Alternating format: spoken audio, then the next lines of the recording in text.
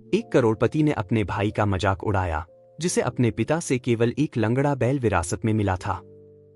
1 साल बाद सभी लोग हैरान रह गए।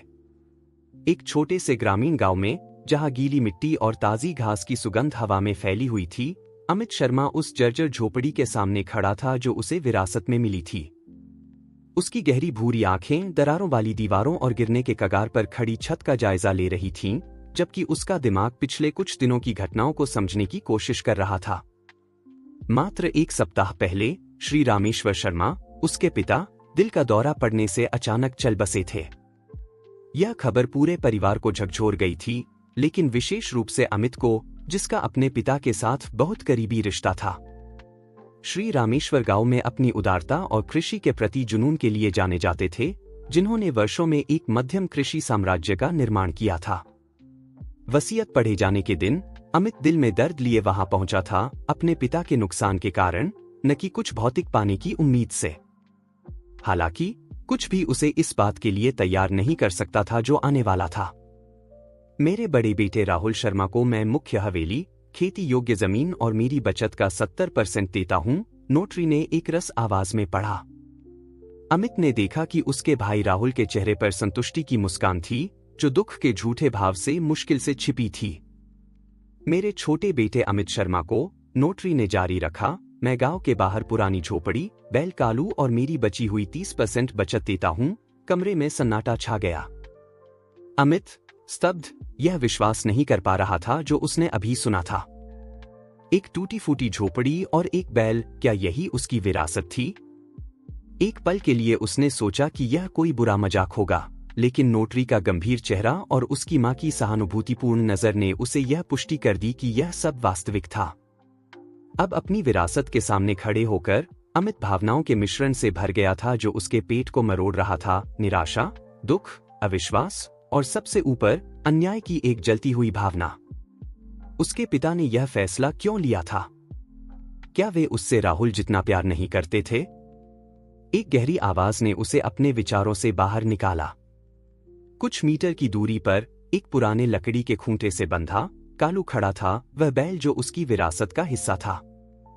भूरे रंग के बालों और बड़ी शांत आंखों वाला जानवर उत्सुकता से उसे देख रहा था। अमित धीरे धीरे बैल के पास गया और उसकी नाक को सहलाने के लिए अपना हाथ बढ़ाया। ठीक है दोस्त, उसने बुदबुदाया, लगता है हम इसमें साथ हैं। उसी समय एक वाहन के करीब आने की आवाज ने उसका ध्यान खींचा। एक पुरानी जीप झोपड़ी के पास रुकी और उसमें से प्रिया और आदित्य उतरे, उसके बचपन के सबसे अच्छे दोस्त। प्रिया अपने भूरे बालों को अस्तव्यस्त पोनीटेल में बांधे और हरी आंखों में चिंता की चमक लिए तेजी से अमित की ओर बढ़ी। कैसे हो तुम? उसने पूछा, समर्थन में अपना हाथ उसके कंधे पर रखते हुए।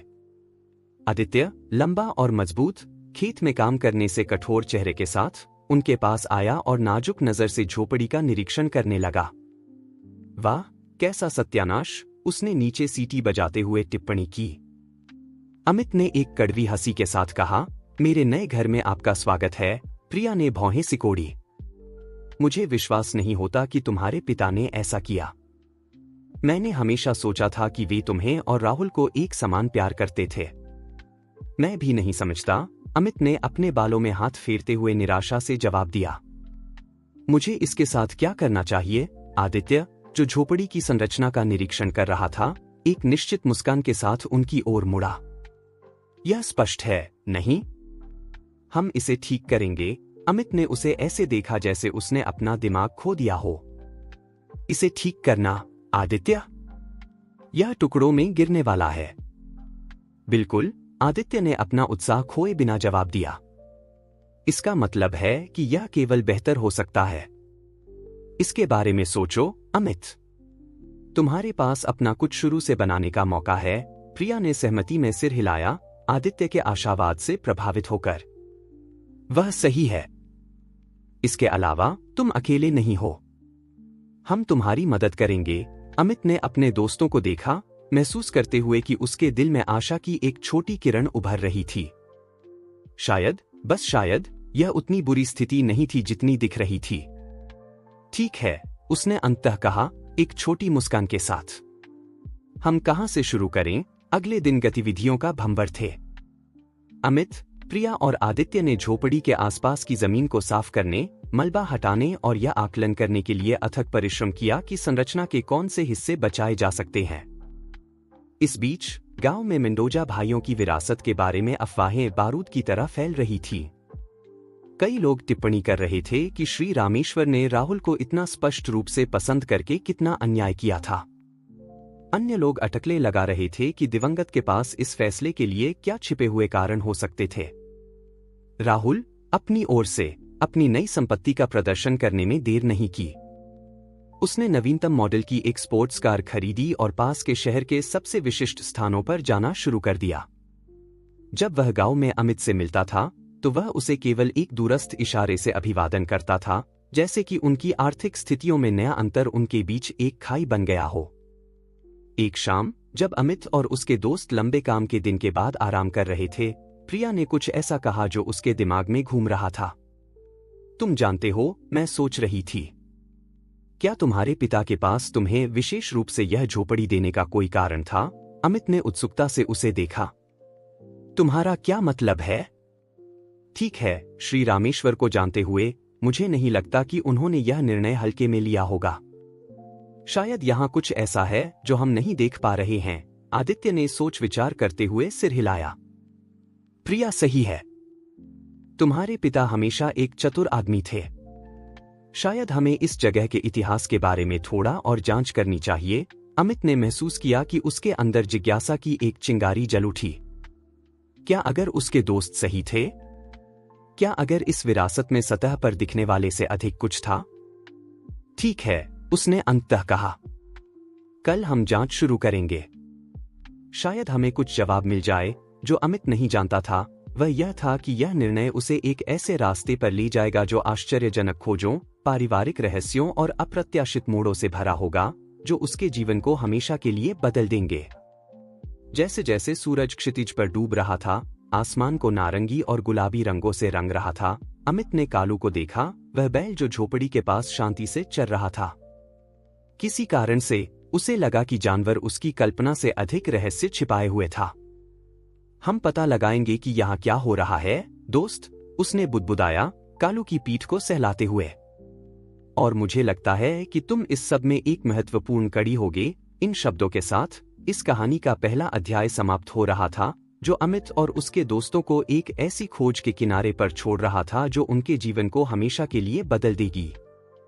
सुबह की हल्की हवा झोपड़ी के पास के पेड़ों की पत्तियों को हिला रही थी। अमित जल्दी उठ गया। उसका दिमाग सवालों से भरा था और एक नया संकल्प था। प्रिया और आदित्य की पिछले दिन की बातें उसके दिमाग में गूंज रही थीं, जो उसकी विरासत के संभावित रहस्यों के बारे में उसकी जिज्ञासा को बढ़ा रही थी। एक जल्दी के नाश्ते के बाद अमित अपने दोस्तों से मिला ताकि जांच शुरू की जा सके। उन्होंने झोपड़ी से ही शुरुआत करने का फैसला किया, हर कोने की जांच करते हुए सुराग या छिपे हुए तत्वों की तलाश में जो श्री रामेश्वर के इरादों पर प्रकाश डाल सकते थे। जबकि प्रिया अभी भी खड़े बचे हुए पुराने फर्नीचर की जांच कर रही थी, आदित्य दीवारों की जांच कर रहा था, गुप्त कक्षों की तलाश में। अमित ने फर्श पर ध्यान केंद्रित किया, ढीले तख्तों या ऐसे क्षेत्रों की तलाश में जो अलग लग सकते थे। बेकार खोज के घंटों के बाद समूह पर निराशा छाने लगी थी। तभी कालू बैल बाहर से जोर जोर से रंभाने लगा। उस जानवर को क्या हो गया है? आदित्य ने अपने माथे से पसीना पोंछते हुए पूछा। अमित बाहर गया यह देखने के लिए क्या हो रहा था। कालू बेचैन था, झोपड़ी से कुछ मीटर दूर एक पुराने बरगद के पेड़ के पास अपने खुरों से जमीन खोद रहा था। उत्सुक होकर अमित पेड़ के पास गया। उसने देखा कि पेड़ की जड़ों के आसपास की मिट्टी हाल ही में खोदी गई लगती थी। दिल तेजी से धड़कता हुआ उसने अपने हाथों से खोदना शुरू किया। प्रिया, आदित्य, यहां आओ, देखो, उसने उत्साह से पुकारा। उसके दोस्त उसके पास दौड़े आए और साथ मिलकर खोदना जारी रखा। जल्द ही उनकी उंगलियों ने कुछ कठोर और धातु का स्पर्श किया। सावधानी से उन्होंने एक छोटा धातु का बक्सा निकाला जो समय के साथ जंग खा गया था लेकिन अभी भी अक्षत था। कांपते हाथों से अमित ने बक्से को खोला। उसके अंदर एक पीला पड़ा हुआ लिफाफा और एक पुरानी चमड़े की डायरी थी। लिफाफे पर अमित का नाम लिखा था, श्री रामेश्वर की अमिट लिखावट में। अमित ने लिफाफा खोला और जोर से पढ़ना शुरू किया। प्रिय अमित, अगर तुम यह पढ़ रहे हो तो इसका मतलब है कि तुमने वह खजाना खोज लिया है जो मैंने तुम्हारे लिए छिपा रखा था। मुझे पता है कि मेरा फैसला तुम्हें झोपड़ी और कालू देने का तुम्हें अन्यायपूर्ण लगा होगा, लेकिन ऐसे कारण हैं जिन्हें मैं आधिकारिक वसीयत में प्रकट नहीं कर सकता था। सच्चाई यह है बेटा कि तुम मेरे जैविक पुत्र नहीं हो। तुम्हारी माँ और मैंने तुम्हें शिशु अवस्था में गोद लिया था, लेकिन हमने तुम्हें पहले दिन से ही अपना बेटा मानकर प्यार किया। तुम्हारे असली पिता मेरे सबसे अच्छे दोस्त थे, जो अपनी पत्नी के साथ एक दुर्भाग्यपूर्ण दुर्घटना में चल बसे। यह झोपड़ी तुम्हारे जैविक माता पिता की थी। मैंने इसे सभी वर्षों तक संभाल कर रखा, सच्चाई बताने का सही समय आने का इंतजार करते हुए। इस पत्र के साथ जो डायरी है उसमें तुम्हारी उत्पत्ति की पूरी कहानी मिलेगी। लेकिन एक और बात है जो तुम्हें जाननी चाहिए। तुम्हारा एक जैविक भाई है, कोई ऐसा जो तुम्हारे करीब रहा है जितना तुम कल्पना कर सकते हो। वह भाई आदित्य है। मुझे पता है कि यह खुलासा तुम्हारी जिंदगी बदल देगा, लेकिन मुझे भरोसा है कि तुम इससे उसी ताकत और ईमानदारी के साथ निपटोगे जो तुमने हमेशा दिखाई है। मैं तुमसे प्यार करता हूं बेटा, इसमें कभी संदेह मत करना। रामेश्वर। एक गहरी चुप्पी समूह पर छा गई। अमित बार बार पत्र पढ़ रहा था। जो कुछ उसने अभी जाना था उसे पूरी तरह से समझने में असमर्थ। प्रिया आंखों में आंसू भरे उसके कंधे पर एक हाथ समर्थन में रख रही थी। आदित्य दूसरी ओर भूत की तरह पीला पड़ गया था। नहीं, यह नहीं हो सकता, आदित्य ने हकलाते हुए कहा। मैं तुम्हारा भाई हूं। अमित ने आदित्य की ओर देखा, अपने जीवन भर के दोस्त को एक पूरी तरह से नए प्रकाश में देखते हुए। अचानक छोटे छोटे विवरण जिन पर उसने कभी ध्यान नहीं दिया था अब समझ में आने लगे। उनकी आंखों का एक ही रंग, उनकी मुस्कुराहट की समान आकृति, यहां तक कि कुछ हाव भाव जो वे साझा करते थे। आदित्य, अमित ने शुरू किया, वास्तव में क्या कहना है यह जाने बिना। इससे पहले कि वह जारी रख सकता, आदित्य मुड़ा और पेड़ों के बीच भाग गया। आदित्य रुको, प्रिया चिल्लाई, लेकिन बहुत देर हो चुकी थी। अमित अचल खड़ा रहा, पत्र और डायरी को पकड़े हुए, महसूस करते हुए कि जो दुनिया उसने जानी थी वह उसके चारों ओर बिखर रही थी। उसका दिमाग सवालों का भंवर था। उन्होंने इस रहस्य को इतने लंबे समय तक कैसे छिपाए रखा? उसके अपने जीवन के बारे में और क्या नहीं पता था उसे? प्रिया उसके करीब आई और उसे कसकर गले लगा लिया। मैं तुम्हारे साथ हूं अमित, उसने फुसफुसाया। हम इससे साथ मिलकर पार पाएंगे। अमित ने चुपचाप सिर हिलाया, अपनी दोस्त की उपस्थिति के लिए आभारी। उसने उस दिशा की ओर देखा जहां आदित्य गायब हो गया था, जानते हुए कि देर सवेर उन्हें इस नई वास्तविकता का सामना करना होगा। हमें आदित्य को ढूंढना होगा, उसने अंततः कहा। हमें इसके बारे में बात करने की जरूरत है। प्रिया सहमत हुई और साथ मिलकर वे इस नाजुक स्थिति से कैसे निपटा जाए इसकी योजना बनाने लगे। इस बीच अमित डायरी के बारे में सोचे बिना नहीं रह सका जिसे उसने अभी तक नहीं खोला था। उन पृष्ठों में और क्या रहस्य छिपे थे? जैसे जैसे सूरज ढलने लगा, लाल रंग की छटा आसमान में फैलने लगी। अमित और प्रिया झोपड़ी लौट आए। आदित्य अभी तक नहीं लौटा था और चिंता उनके चेहरों पर साफ दिखाई दे रही थी। मैं उसे समय दूंगा, अमित ने कहा, खुद से ज्यादा प्रिया से।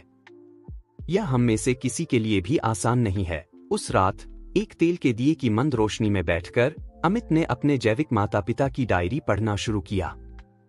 हर पृष्ठ प्यार, त्याग और त्रासदी की एक कहानी का खुलासा करता था जो उसे गहराई से प्रभावित कर रहा था। उसने पता लगाया कि उसके माता पिता शोधकर्ता थे जो गोवंशीय आनुवंशिकी से संबंधित एक क्रांतिकारी परियोजना पर काम कर रहे थे। जैसे जैसे वह पढ़ता गया, अमित को समझ में आने लगा कि श्री रामेश्वर ने उसे कालू बैल क्यों दिया था। यह कोई साधारण जानवर नहीं था, यह वर्षों के आनुवंशिक अनुसंधान और प्रयोगों का परिणाम था। हर खुलासे के साथ अमित महसूस कर रहा था कि वह एक बड़ी सच्चाई के करीब पहुंच रहा था, एक ऐसी सच्चाई जो न केवल उसका जीवन बदल सकती थी बल्कि कई लोगों का भी। हालांकि उसे यह भी पता था कि इस ज्ञान के साथ नई चुनौतियां और जिम्मेदारियां भी आएंगी। जब उसने तड़के सुबह डायरी बंद की, अमित ने खिड़की से बाहर उस अस्तबल की ओर देखा जहां कालू आराम कर रहा था। वह बैल, जो कुछ समय पहले तक उसे एक बोझ लगता था, अब एक अमूल्य विरासत का प्रतीक बन गया था। अगले कुछ दिन अमित के लिए भावनाओं का भंवर थे। वह अपनी उत्पत्ति के बारे में सत्य और अपनी विरासत के छिपे हुए अर्थ को समझने की कोशिश कर रहा था, साथ ही आदित्य की अनुपस्थिति से भी जूझ रहा था, जो गांव से गायब हो गया था। प्रिया एक अटूट समर्थन का स्तंभ बनी रही। अनिश्चितता के इस दौर में झोपड़ी की मरम्मत जारी रखने में अमित की मदद करते हुए आदित्य के ठिकाने के बारे में सुराग खोजती रही। इस अनिश्चितता की अवधि के दौरान उनके बीच का रिश्ता और भी गहरा हो गया और अमित प्रिया को एक अलग नजरिए से देखने लगा, उसकी ताकत और करुणा की सराहना एक ऐसे तरीके से करते हुए जो उसने पहले कभी नहीं किया था। एक सुबह जब अमित अपने जैविक माता पिता की डायरी को फिर से पढ़ रहा था, एक विवरण ने उसका ध्यान खींचा। संपत्ति में कहीं छिपी एक गुप्त प्रयोगशाला का उल्लेख था। इस नए खुलासे से उत्साहित होकर उसने प्रिया के साथ जानकारी साझा की। एक गुप्त प्रयोगशाला? यह बहुत कुछ समझा देता है, प्रिया ने कहा, उसकी आंखों में जिज्ञासा की चमक थी। तुम्हें कोई अंदाजा है कि यह कहाँ हो सकती है? अमित ने सिर हिलाया। डायरी में सटीक स्थान नहीं दिया गया है, लेकिन यह कहती है कि यह वहाँ है जहाँ पानी हवा से राज की बातें करता है। प्रिया ने भौहें सिकोड़ी, सोच में पड़ गई। एक पहेली की तरह लगता है। क्या यहाँ कोई नाला या झरना है? मुझे नहीं पता, लेकिन अमित रुक गया, एक विचार उसके दिमाग में आकार लेता हुआ। रुको, मुझे याद है कि मेरे पिता मतलब श्री रामेश्वर अक्सर इस संपत्ति पर एक छिपे हुए झरने के बारे में बात करते थे। वे कहते थे कि यह उनका सोचने के लिए गुप्त स्थान था। नए उत्साह के साथ अमित और प्रिया ने संपत्ति की खोज शुरू कर दी, बहते पानी के किसी भी संकेत की तलाश में। घंटों की बेकार खोज के बाद जब वे हार मानने ही वाले थे, उन्होंने एक कमजोर लेकिन अमिट ध्वनि सुनी, पानी की कलकल। ध्वनि का अनुसरण करते हुए वे मोस और लताओं से ढकी एक चट्टान की दीवार तक पहुंचे। करीब से जांच करने पर उन्होंने एक छोटा सा छेद खोजा जिसमें से एक पतली धारा क्रिस्टल जैसा पानी बह रहा था। क्या तुम्हें लगता है कि यह यही है? प्रिया ने उत्तेजना से पूछा।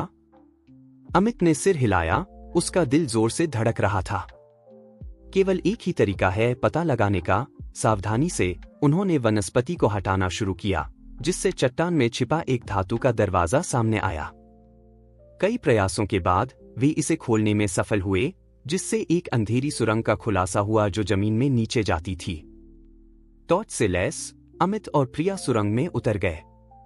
हवा ताजी और नम थी और पानी की आवाज उनके साथ साथ चलती रही।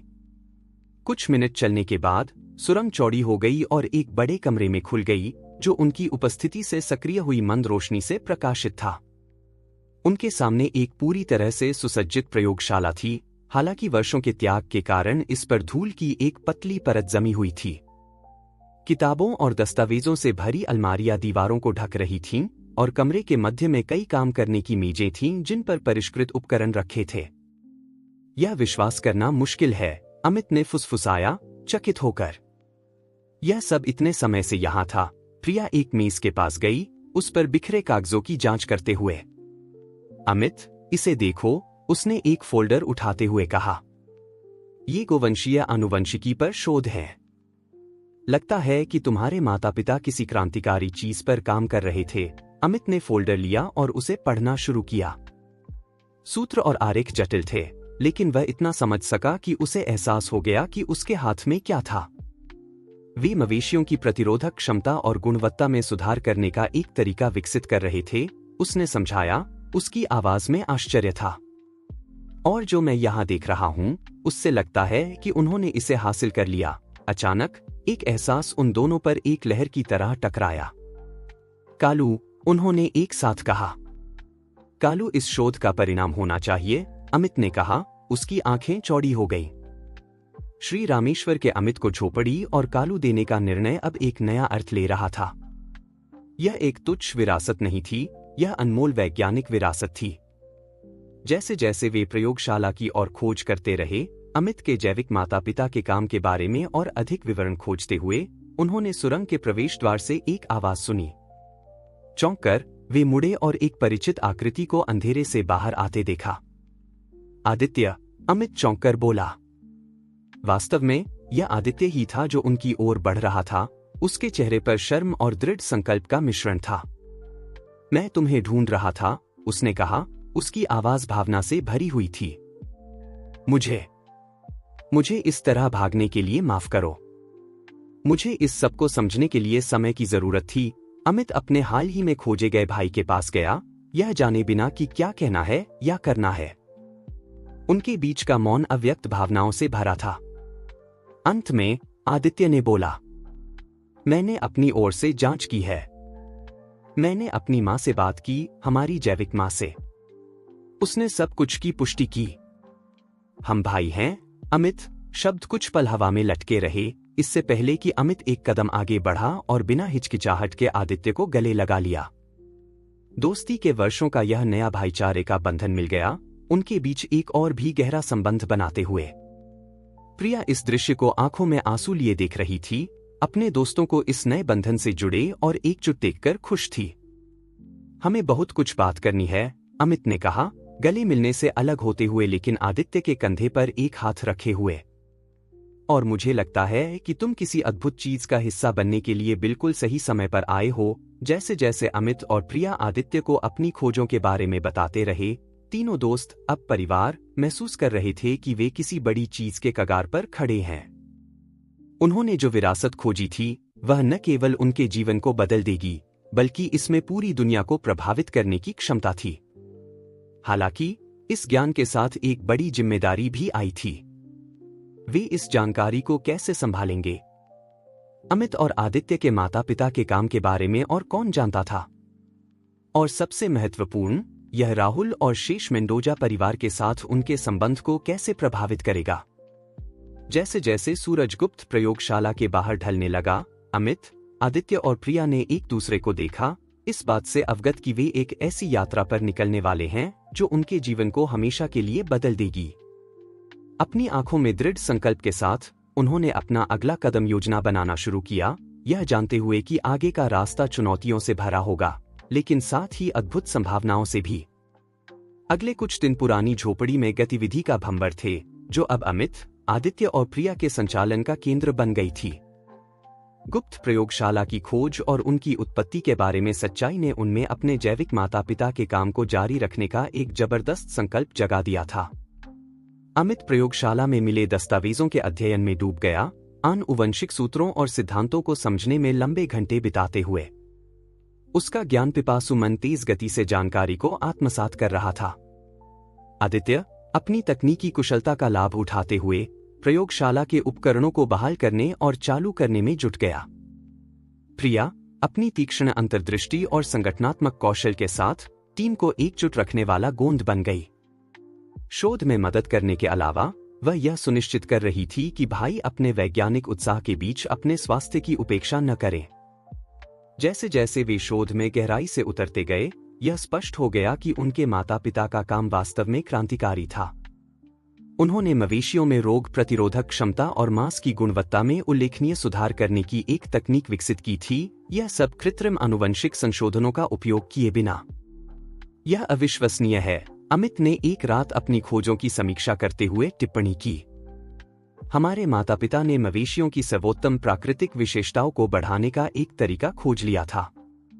अगर इसे बड़े पैमाने पर लागू किया जाए तो यह पशुपालन उद्योग में क्रांति ला सकता है। आदित्य ने भी प्रभावित होकर सहमति व्यक्त की। और सिर्फ यही नहीं, वैश्विक खाद्य सुरक्षा पर इसके प्रभावों के बारे में सोचो। अधिक प्रतिरोधी मवेशी का मतलब है बीमारियों से कम नुकसान, जो अधिक लोगों को खिला सकता है। प्रिया, जो ध्यान से सुन रही थी, ने जोड़ा, लेकिन हमें सावधान भी रहना होगा। ऐसी जानकारी गलत हाथों में खतरनाक हो सकती है। तीनों ने चिंतित नजरें साझा की, अपने कंधों पर पड़ी जिम्मेदारी के बोझ से अवगत। अपने शोध में डूबे रहने के बीच वे लगभग इस सब के उत्प्रेरक को भूल गए थे, कालू बैल। यह एक दोपहर को था जब अमित उसे ताजा पानी दे रहा था कि उसने जानवर में कुछ असामान्य देखा। कालू, जो आमतौर पर शांत और कुछ आलसी होता था, अधिक जीवंत और सतर्क लग रहा था। उसका चमकदार कोट उसकी उम्र के जानवर के लिए असामान्य स्वास्थ्य का प्रदर्शन कर रहा था, और उसकी आंखों में एक बुद्धिमत्ता की चमक थी जो अमित ने पहले कभी नहीं देखी थी। उत्सुक होकर अमित ने कुछ परीक्षण करने का फैसला किया। आदित्य और प्रिया की मदद से उन्होंने कालू के रक्त और ऊतक के नमूने लिए उन्हें विश्लेषण के लिए प्रयोगशाला में ले गए। परिणामों ने उन्हें हैरान कर दिया। मैं यह विश्वास नहीं कर सकता, अमित ने बार बार डेटा की जांच करते हुए बुदबुदाया। कालू का डीएनए अद्वितीय है। यह उन आनुवंशिक सुधारों के संकेत दिखाता है जिन पर हमारे माता पिता काम कर रहे थे, लेकिन यह उससे भी आगे जाता है। ऐसा लगता है जैसे यह अपने आप विकसित होता रहा हो। आदित्य ने माइक्रोस्कोप पर झुककर देखा, मंत्रमुग्ध होकर। इसे देखो, उसकी कोशिकाएं अभूतपूर्व पुनर्जनन क्षमता दिखा रही हैं। यह समझा सकता है कि वह अपनी उम्र से ज्यादा युवा और स्वस्थ क्यों लगता है। प्रिया, जो कालू के पशु चिकित्सा रिकॉर्ड की समीक्षा कर रही थी, ने जोड़ा, इसके अनुसार कालू की उम्र कम से कम 15 साल होनी चाहिए। लेकिन उसकी शारीरिक स्थिति एक प्राइम के बैल की तरह है। कालू के बारे में यह खुलासा उनके शोध में एक नया आयाम जोड़ता था। उनके पास न केवल अपने माता पिता का सिद्धांत और डेटा था, बल्कि उनके काम का एक जीवित और विकासशील उदाहरण भी था। हालांकि इस रोमांचक खोज के साथ नई चुनौतियां भी आईं। कालू की वास्तविक प्रकृति को गुप्त रखना महत्वपूर्ण हो गया। अगर किसी को उसके वास्तविक मूल्य का पता चल जाता, तो वे उसे खो सकते थे और उसके साथ अपने शोध का एक महत्वपूर्ण हिस्सा भी। इस बीच गांव में पुरानी झोपड़ी में अमित की गतिविधियों के बारे में अफवाहें फैलने लगीं। लोग लगातार आने जाने, रात देर तक जलती रोशनी और अमित और आदित्य के बीच अचानक करीबी को नोटिस कर रहे थे, जो पहले शायद ही कभी बात करते थे। राहुल, अमित का भाई, भी उस संपत्ति में नया रुचि दिखाने लगा जिसे उसने शुरू में तिरस्कार किया था। वह अक्सर दौरा करता, यह पता लगाने की कोशिश करता कि क्या चल रहा है। एक दोपहर जब अमित कालू के साथ अस्तबल में काम कर रहा था, राहुल अचानक दिखाई दिया। वाह वाह, उसने कहा, एक ऐसी मुस्कान के साथ जो उसकी आंखों तक नहीं पहुंची। लगता है तुम अपनी विरासत के साथ अच्छी तरह से ढल गए हो। अमित तन गया, अपने रहस्य को बनाए रखने की आवश्यकता के प्रति सचेत। हाँ, यहाँ मूल्य उससे कहीं अधिक निकला जितना मैंने शुरू में सोचा था। राहुल ने संदेह भरी नजर से कालू को देखा। वह बैल इतना बूढ़ा होने के लिए काफी स्वस्थ लगता है, उसने टिप्पणी की, उसे करीब से देखने के लिए आगे बढ़ते हुए। अमित ने महसूस किया कि उसका दिल तेजी से धड़क रहा है। हाँ, मैं उसकी अच्छी देखभाल कर रहा हूं। राहुल आश्वस्त नहीं लग रहा था। उसकी नजर अमित और कालू के बीच घूम रही थी। तुम मुझसे कुछ छिपा रहे हो, छोटे भाई, और मैं पता लगा लूंगा कि क्या है। इन धमकी भरे शब्दों के साथ राहुल चला गया, अमित को एक बेचैनी की भावना के साथ छोड़ गया। उस रात अमित ने आदित्य और प्रिया के साथ यह मुठभेड़ साझा की। तीनों ने सहमति व्यक्त की कि अब अपने शोध को तेज करने और अपनी खोज को बेहतर ढंग से सुरक्षित करने पर विचार करने का समय आ गया है। शायद बाहरी मदद लेने का समय आ गया है, प्रिया ने सुझाव दिया। इस क्षेत्र में अनुभव रखने वाला कोई व्यक्ति जो हमारी खोजों को मान्य कर सके और उन्हें सुरक्षित रखने में हमारी मदद कर सके। अमित ने धीरे से सिर हिलाया। तुम सही हो, लेकिन हम किस पर भरोसा कर सकते हैं? आदित्य, जो अब तक चिंतित था, अचानक नजर उठाकर बोला। मुझे लगता है मैं किसी को जानता हूं। मेरे विश्वविद्यालय में आनुवंशिकी के प्रोफेसर डॉक्टर विजय गुप्ता। वे प्रतिभाशाली हैं और उनकी प्रतिष्ठा दागरहित है। हम उनसे संपर्क कर सकते हैं। किसी और को शामिल करने का विचार उत्तेजक और डरावना दोनों था। इसका मतलब था उनके काम को वैधता की ओर एक कदम बढ़ाना, लेकिन इसमें जोखिम भी शामिल थे। जैसे जैसे वे फायदे और नुकसान पर चर्चा कर रहे थे, अमित के मन में एक विचार आया। क्या यह शोध ही वह कारण था जिसकी वजह से हमारे जैविक माता पिता की मृत्यु हुई?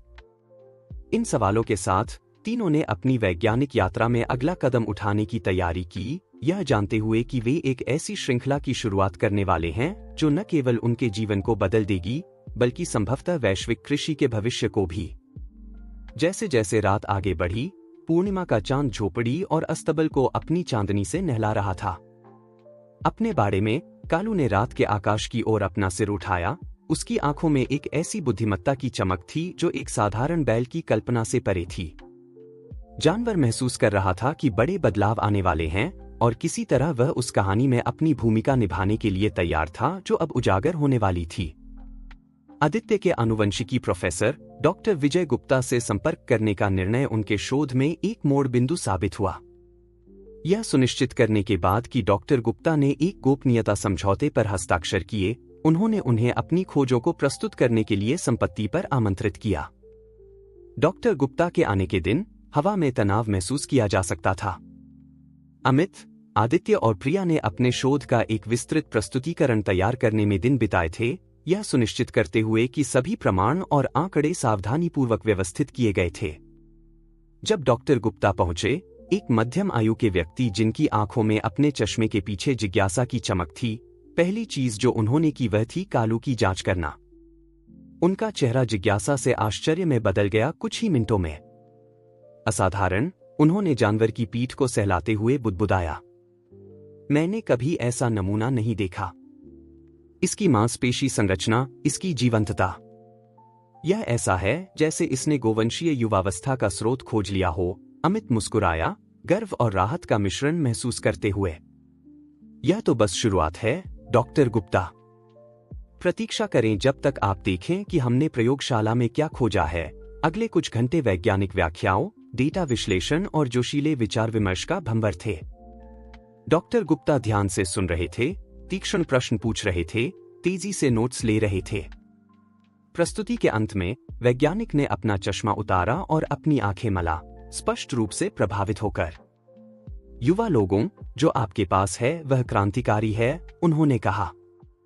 आपने न केवल मवेशियों की आनुवंशिक गुणवत्ता में सुधार किया है, बल्कि आपने एक ऐसी विधि खोजी है जिसके पशुपालन से परे अनुप्रयोग हो सकते हैं। हम पुनर्जनन चिकित्सा, दीर्घायु में संभावित प्रगति की बात कर रहे हैं। निहितार्थ विशाल हैं। डॉक्टर गुप्ता की मान्यता टीम के लिए ताजी हवा के झोंके की तरह थी। आखिरकार किसी वैज्ञानिक जगत के व्यक्ति ने उनके काम के महत्व को पहचाना था। आप अब क्या सुझाव देंगे, डॉक्टर? प्रिया ने पूछा, अगले कदमों को जानने के लिए उत्सुक। डॉक्टर गुप्ता ने जवाब देने से पहले एक पल लिया। हमें सावधानी से आगे बढ़ना चाहिए। इस तरह की खोज बहुत ध्यान आकर्षित करेगी और सब स्वागत योग्य नहीं होगा। मैं सुझाव दूंगा कि हम एक प्रतिष्ठित वैज्ञानिक पत्रिका में प्रकाशन के लिए एक पेपर तैयार करें। लेकिन इससे पहले हमें आपके शोध को कानूनी रूप से सुरक्षित करना चाहिए। आदित्य ने सोच विचार करते हुए सिर हिलाया। आप पेटेंट की बात कर रहे हैं? बिल्कुल, डॉक्टर गुप्ता ने पुष्टि की।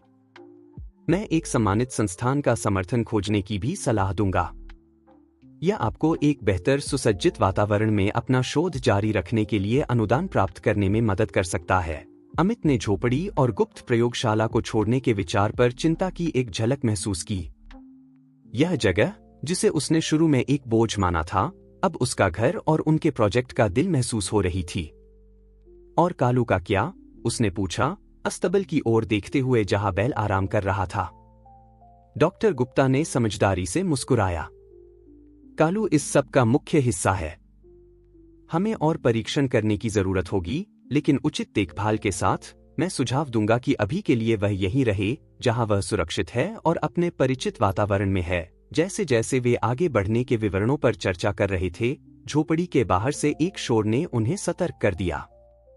अमित ने खिड़की से झांका और एक परिचित कार को तेजी से दूर जाते देखा। वह राहुल था, उसने भौहें सिकोड़ते हुए कहा।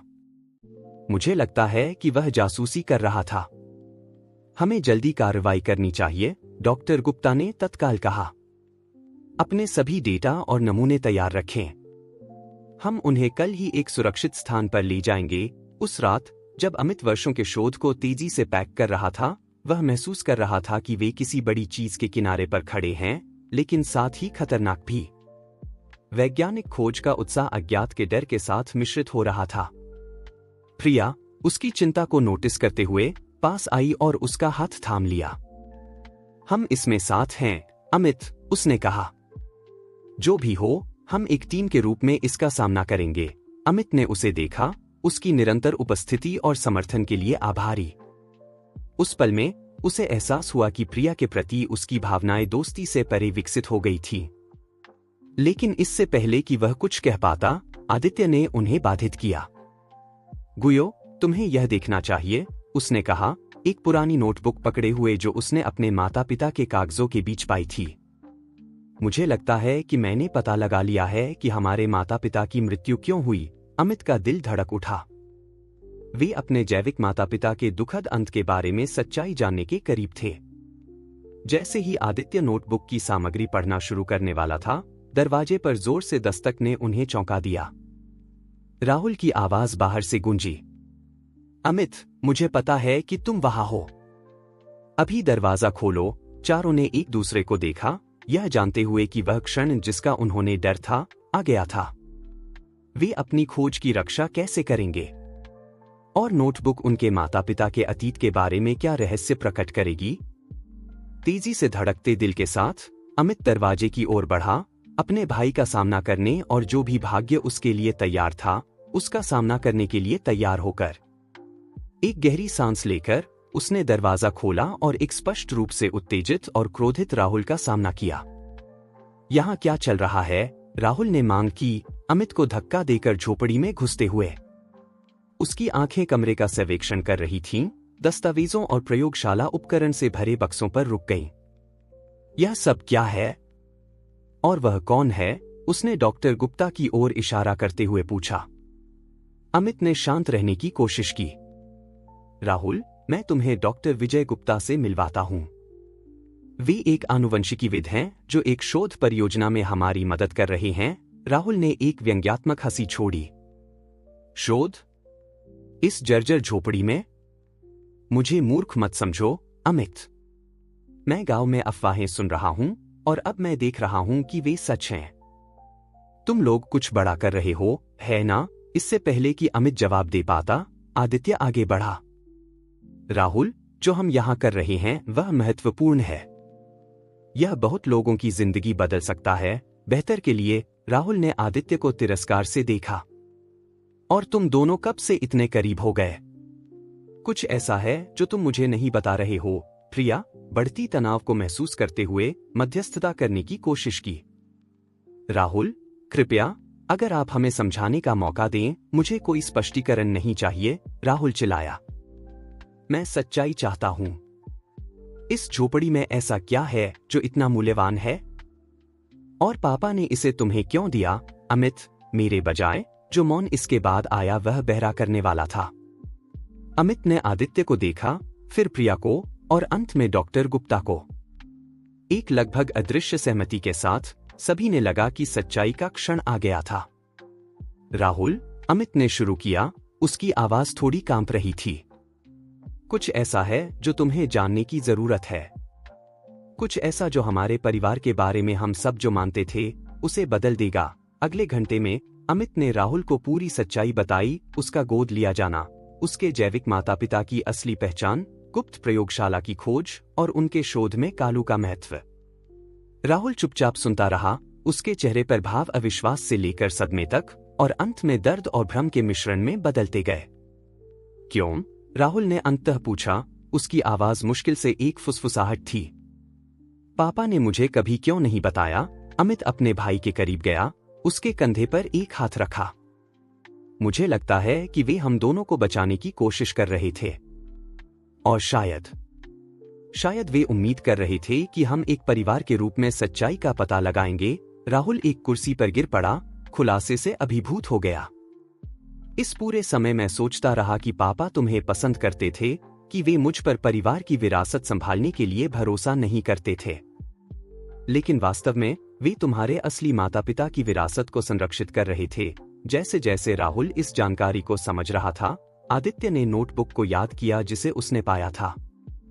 और कुछ है, उसने कहा, पुरानी डायरी को खोलते हुए। मुझे लगता है कि यह बताता है कि हमारे माता पिता को वास्तव में क्या हुआ। सभी आदित्य के चारों ओर इकट्ठा हो गए जब उसने जोर से पढ़ना शुरू किया। डायरी ने खुलासा किया कि अमित और आदित्य के जैविक माता पिता ने पता लगाया था कि एक शक्तिशाली कृषि निगम मवेशियों पर खतरनाक और अवैध आनुवंशिक प्रयोग कर रहा था। वे सच्चाई उजागर करने के करीब थे जब उन्हें वह दुर्घटना हुई जिसमें उनकी जान चली गई। यह कोई दुर्घटना नहीं थी, अमित ने कहा, उसकी आवाज भावना से भरी हुई थी। उन्हें चुप करा दिया गया था। डॉक्टर गुप्ता, जो ध्यान से सुन रहे थे, ने हस्तक्षेप किया। यह समझाता है कि इस शोध को संरक्षित करना क्यों इतना महत्वपूर्ण है।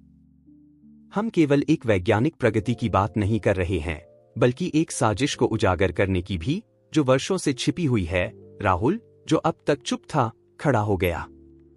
मैं मदद करना चाहता हूं, उसने दृढ़ता से कहा। मैं एक स्वार्थी मूर्ख रहा हूं इस पूरे समय, लेकिन अब मैं देख रहा हूं कि यह कितना महत्वपूर्ण है। यह हम सभी से बड़ा है। अमित ने अपने भाई को आश्चर्य और कृतज्ञता से देखा। तुम निश्चित हो? यह खतरनाक हो सकता है। राहुल ने सिर हिलाया। हम परिवार हैं, अमित। शायद खून से नहीं, लेकिन चुनाव से। और परिवार एक दूसरे का समर्थन करता है। राहुल के साथ टीम पहले से कहीं ज्यादा मजबूत महसूस कर रही थी। उन्होंने रात का बाकी हिस्सा अपने अगले कदमों की योजना बनाने में बिताया। कैसे अपने शोध की रक्षा करें, कैसे भ्रष्ट निगम का पर्दाफाश करें, और कैसे अमित और आदित्य के माता पिता की विरासत का सम्मान करें। जैसे जैसे सुबह नजदीक आ रही थी, अमित बाहर अस्तबल में कालू को देखने गया। बैल ने उसे अपनी बुद्धिमान आंखों से देखा, मानो वह समझ रहा हो कि क्या होने वाला है।